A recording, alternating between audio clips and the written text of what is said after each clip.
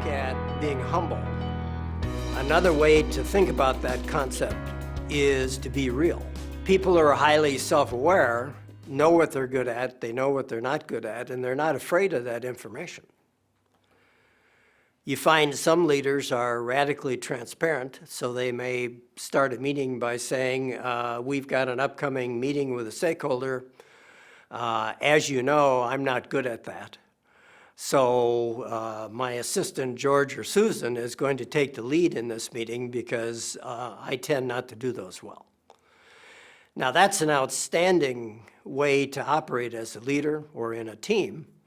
And you can be humble, meaning that I am quite free and open to admit what I'm good at and what I'm not good at. So I know when I should be driving the car and when I should be a passenger. So being humble leads to appropriate delegation. In the format of a team, it means that if we all know ourselves and more importantly know each other, that means that any task that the team has to do can be assigned to the person on the team who's best at that. And even though it's in my job definition that I'm supposed to meet with stakeholders, in a high-performance work team, it makes no difference. The best person who does that will be doing that. I may introduce that person to the stakeholder, but my assistant is going to actually run the meeting. Do you want to do it? Do you want to travel on weekends? Do you want to miss your children's school events? Do you want to miss a family reunion because you have to be at a conference? So as you move up the corporate ladder, you make life sacrifices that are pretty serious. A lot of the executives I work with have lost the balance between work and life. That has a lot of ramifications for health, mental health, and physical health. So need for achievement means that I want to bring my best to work every day. I want to take the energy that I have and all of the skills I have and make them available to the organization. And I want to contribute in a significant way. And I may also be interested in power. I would like to have a title. I'd like to have a big office. I'd like to have a parking place with my name on it. I want to make decisions. I want to decide which projects we're going to do and which initiatives we're going to do. So some people are in it for power. Some people are in it for monetary results, a good retirement after a corporate career. But need for achievement, like all of these other 5 variables, is a normally distributed distribution. A third of us have the hunger that's necessary to achieve. A third of us, even though we might have the other 4 characteristics, just do not want to make that kind of investment. And one of the memes that we use to describe that is you either work to live or you live to work. So I have had employees in my companies that basically have said, I'm going to come here and I'm going to do the best I can from 8 to 5. I love what we're doing. I'm going to bring myself, do the best I can, but I'm going home at 5 because I've got this other life that I'm quite interested in and it's quite rewarding. And I'm not interested in becoming a manager or a leader. So as long as you'll tolerate me, I'm extremely happy doing what I'm doing. And companies need a lot of those people to do jobs and tasks. EQ, or being people smart. EQ is the ability to leverage people. And again, don't think of the term leverage as a negative concept. But what it is it's the ability to influence and convince people to invest the best that they are to get great things done and to get engaged in the task and the team and the organization. It doesn't mean I like anybody. So a lot of people misjudge EQ to mean that I'm nice or I'm civil or I'm compassionate about people. What it really means is empathy.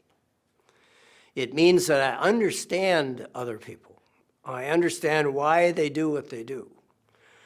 I understand what I need to do as a leader to help them perform better. I need to understand them so I know what kind of career track they'd like to be on. I need to understand them so I know how to develop them as future leaders. So this people smart business is one of the three pillars that we're looking at. And the higher your EQ skills, the higher the probability is that you'll be a successful leader.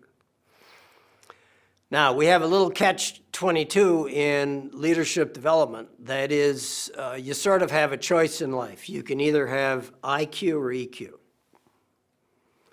So what the research says is that the smarter you are, the more cognitively driven you are, generally the lower your people skills will be.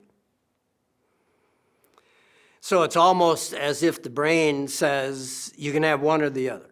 I'm too busy, it's too complex to learn both. So I get an MBA in finance, and I learn all kinds of things about finance and artifacts and things, but I don't get much education on the people side. So there's a catch-22 because we promote people who are strong cognitively. So we tend to promote the high IQ, cognitively driven, conceptually complex leaders who are articulate and self-confident and driving. And for the most part, the people who get to the top are deficit in EQ skills, people smart skills. The funny thing is that you generally don't need those skills till you get to the top. So you moved yourself through the chairs in the orchestra and you became first violin. You're the best violin player there's ever been, and you run the violin department. And then all of a sudden you're the orchestra conductor. So you're promoted to CEO or COO. And that means now you have to manage the entire orchestra. And you have to manage the percussion section, which operates quite differently than the violin department does. So it turns out that you need EQ skills as you move up the ladder, and oddly enough, you need less cognitive skills as you move up.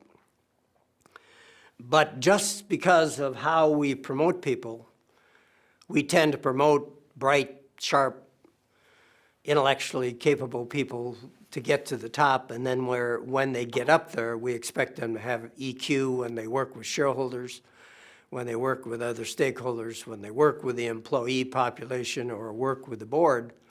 And that is the biggest issue that senior officers have, is very late in their career, they have to add a skill set called EQ or people smarts. So even though in real life you get one or the other generally, it's very uncommon to get both. A few people have that. You're going to have to learn this one sort of late in your career. It's sort of a last learning